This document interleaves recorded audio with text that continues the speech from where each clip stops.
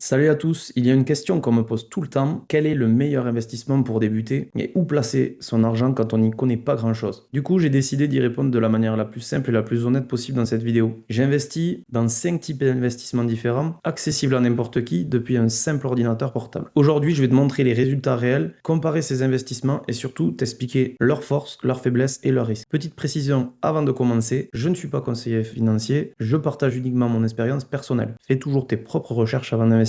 Les critères de comparaison pour cette vidéo. Pour comparer ces investissements de manière objective, je les ai évalués selon 5 critères. La difficulté d'apprentissage, combien de temps il faut pour comprendre et maîtriser cet investissement. Le revenu passif, combien d'argent peut-il générer sans avoir besoin de les vendre. L'efficacité fiscale, est-ce que cet investissement permet de payer moins d'impôts légalement. Le niveau de risque, quelle est la probabilité de perdre de l'argent ou de subir de fortes variations. Et le résultat final, combien vaudrait aujourd'hui 100 euros si je les avais investis il y a 5 ans. Première évaluation, les actions individuelles. Acheter une action, c'est posséder une petite partie d'une entreprise en laquelle tu crois. C'est excitant mais aussi risqué. Si on regarde la difficulté d'apprentissage, je dirais que c'est élevé. Si tu veux réussir, tu ne peux pas investir au hasard, il faut analyser les comptes de résultats, les bilans, les flux trésorerie, le management, la marque. Quand j'investis en action, je suis prêt à conserver mes positions entre 2 et 10 ans minimum. Pour débuter, je te recommande d'utiliser un compte de démonstration pour s'entraîner avec de l'argent fictif. Trading 212, mon courtier le propose.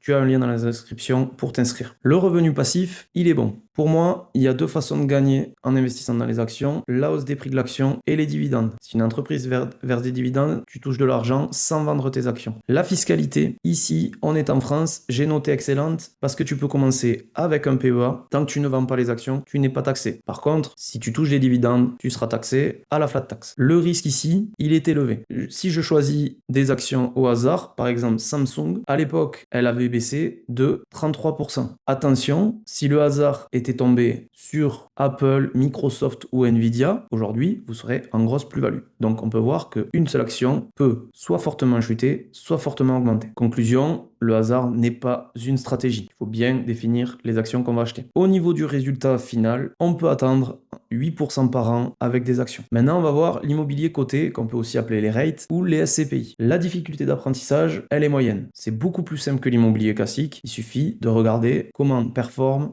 l'immobilier que détient le REIT. Au niveau du revenu passif, c'est excellent, puisque les REIT doivent redistribuer au moins 90% de leurs bénéfices. Au niveau de l'efficacité fiscale, elle est très bonne. Là aussi, il y a des enveloppes qui permettent d'avoir de la fiscalité très avantageuse, comme l'assurance vie par exemple. Le niveau de risque, il est moyen. Effectivement, l'immobilier est une valeur plutôt refuge, et donc il y a très peu de volatilité sur l'immobilier. Au niveau du résultat final, par contre, ici, on est plutôt aux alentours de 4 à 5% par an, donc ce n'est pas spectaculaire, mais sur le long terme, c'est assez stable. Maintenant, troisième investissement, les crypto-monnaies. Je ne parle ici que des grosses crypto-monnaies comme le Bitcoin et l'Ethereum. Donc la difficulté d'apprentissage pour moi, elle est moyenne. En gros, le Bitcoin, c'est un peu l'or numérique. Il faut juste comprendre ce qu'est un wallet, les plateformes pour acheter, qui ressemblent fortement aux plateformes de bourse, et la sécurité au niveau de tes actifs. Donc, généralement, poser tes crypto-monnaies sur un ledger. Au niveau du revenu passif, aujourd'hui, c'est moyen. On peut faire du revenu passif via le stacking ou le lending, mais c'est assez risqué. L'efficacité fiscale, pour moi, elle est mauvaise. Aujourd'hui, c'est très lourd à gérer est très complexe. Le niveau de risque, il est très élevé. On a énormément de volatilité sur ces actifs. Et là, au niveau, le résultat final, c'est un peu le loto, puisque aujourd'hui, on a fait de très bonnes performances. Moi-même, j'ai fait de très bonnes perfs avec la crypto-monnaie, mais ça dépend vraiment de quand on l'achète. Aujourd'hui, il y a une grosse chute sur les marchés crypto actuellement, et vous pouvez faire du moins 50, moins 100% très très facilement et partir au tapis. Maintenant, on va voir le quatrième investissement, l'or, qui est une valeur refuge historique. La difficulté d'apprentissage, elle est faible, puisqu'en fait, c'est très simple à comprendre. On achète de l'or, ça monte, ça baisse. Le revenu passif, aujourd'hui, il n'y en a aucun. L'or n'est pas un actif dans le sens où elle ne crée pas de valeur, elle ne crée pas de richesse. On possède de l'or. C'est une valeur refuge. L'efficacité fiscale, elle est bonne. Ça dépend un peu des pays. Aujourd'hui, tant qu'on ne revend pas, l'or, généralement, on l'a sur du long terme pour se couvrir en cas de grosse chute de marché ou de risques énormes du style guerre, etc. Donc, pour moi, la fiscalité est plutôt bonne. Le niveau de risque, il est moyen, à savoir qu'on a très peu performé avec l'or les 20 dernières années, sauf cette année où il prend 400%. Et le résultat final sur du très long terme, on peut espérer 4 à 5% par an, un petit peu comme l'immobilier. C'est parfait pour protéger son patrimoine, mais c'est pas fait pour s'enrichir rapidement. Et maintenant, passons aux ETF. Donc les ETF, ça permet d'investir dans des centaines d'entreprises en une seule fois. La difficulté est faible, c'est idéal pour débuter. Au niveau du revenu passif, c'est moyen. Il y a la possibilité d'avoir un peu comme les actions des ETF avec dividendes. L'efficacité fiscale pour moi est excellente parce qu'on peut vraiment le garder sur du long terme et on peut investir aux États-Unis via le PEA qui est une enveloppe fiscale très avantageuse en France. Le niveau de risque est faible dans le sens où on est très diversifié. Il est faible à condition qu'on voit bien sûr du long terme. Et il y a certains ETF un peu plus risqués